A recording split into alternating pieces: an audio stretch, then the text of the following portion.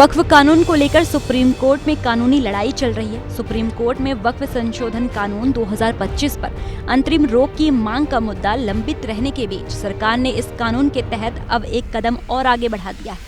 केंद्र सरकार ने वक्फ संशोधन कानून के तहत वक्फ संपत्तियों के पंजीकरण के लिए उम्मीद पोर्टल लॉन्च किया है।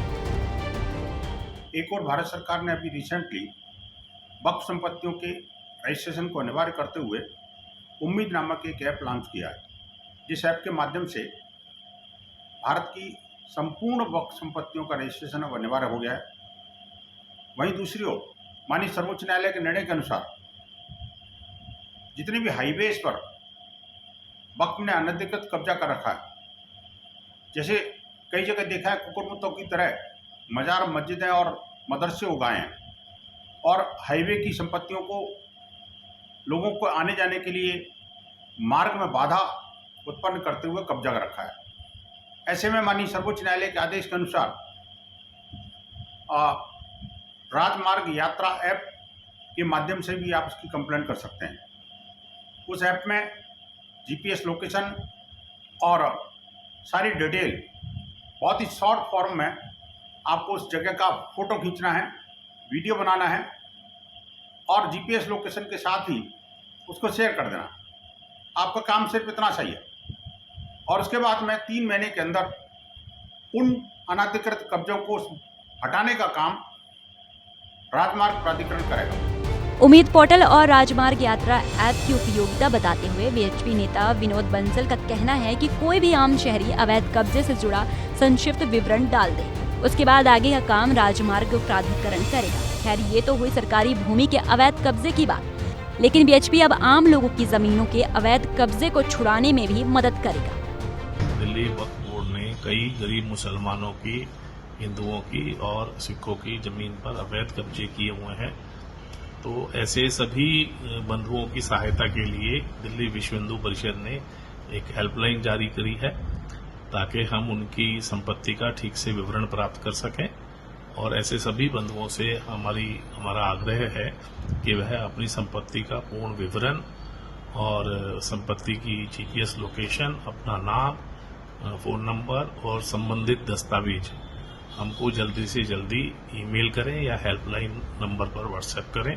हम यथासंभव ऐसे सभी बंधुओं की सहायता और सहयोग न सिर्फ दिल्ली में बल्कि बीएचपी देश भर में वक्फ बोर्ड के अवैध कब्जे से संपत्तियों को छुड़ाने की मुहिम में मददगार बनने वाला है। बीएचपी का कहना है कि उम्मीद पोर्टल के जरिए वक्फ की संपत्ति का हिसाब किताब तो साफ होगा, जिन संपत्तियों पर वक्फ ने कब्जा कर रखा है वो तस्वीर भी साफ हो जाएंगी।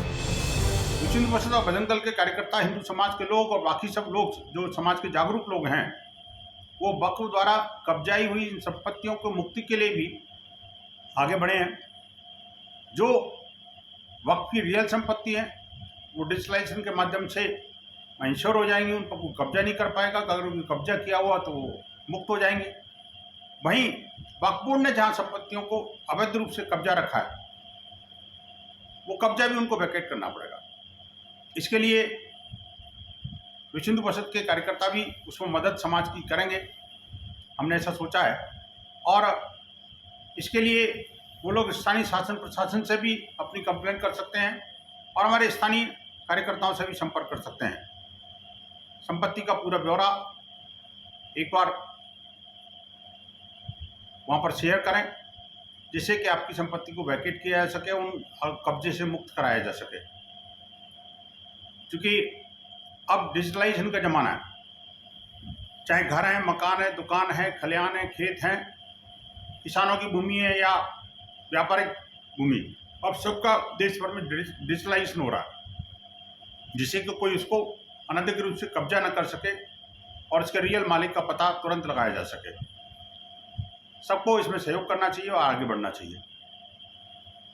हम समाज के साथ खड़े हैं, समाज का सहयोग करने के लिए तत्पर हैं। विश्व हिंदू परिषद का आरोप है कि वक्फ बोर्ड ने हिंदू ही नहीं, सिख और अन्य गरीब समुदायों की जमीनों पर भी अवैध कब्जा किया हुआ है। इन जमीनों को जल्द ही उम्मीद पोर्टल पर रजिस्टर्ड किया जा सकता है। ऐसे में बीएचपी ने ऐसी विवाद वाली संपत्तियों से संबंधित व्यक्तियों की मदद करने की योजना बनाई और संगठन इसे लेकर अब देशव्यापी अभियान शुरू करने की बात कर रहा है। आपको बता दें, वक्फ कानून संसद से पास होने के बावजूद इसको लेकर देश भर में बवाल मचा है। कई पक्षकारों की तरफ से सुप्रीम कोर्ट में अर्जी लगाई गई, जिसके बाद सुप्रीम कोर्ट ने वक्फ संशोधन कानून 2025 पर अंतरिम रोक लगाने की मांग पर सुनवाई करके फैसला सुरक्षित रखा हुआ है।